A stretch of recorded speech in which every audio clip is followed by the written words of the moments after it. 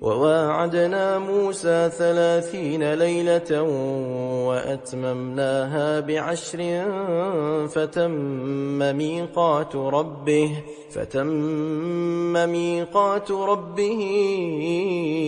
40 ليلة.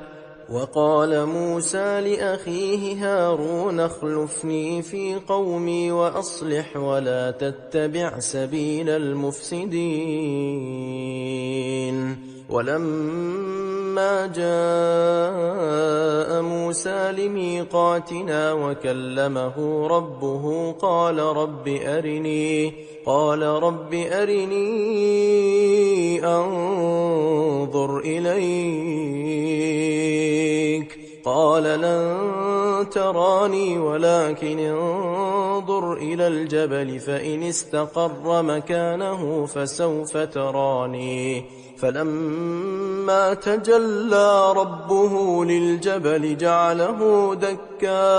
جعله دكا وخر موسى صعقا. فلما أفاق قال سبحانك تبت إليك وأنا أول المؤمنين. قال يا موسى إني اصطفيتك على الناس برسالاتي وبكلامي فخذ ما آتيتك وكن من الشاكرين.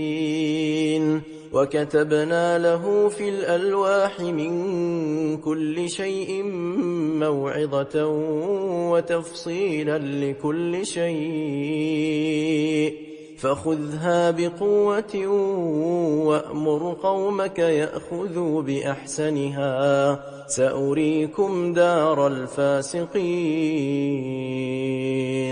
سأصرف عن آياتي الذين يتكبرون في الأرض بغير الحق وإن يروا كل آية لا يؤمنوا بها وإن يروا سبيل الرشد لا يتخذوه سبيلا وإن يروا سبيل الغي يتخذوه سبيلا.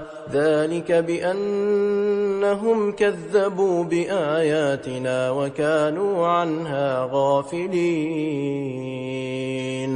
والذين كذبوا بآياتنا ولقاء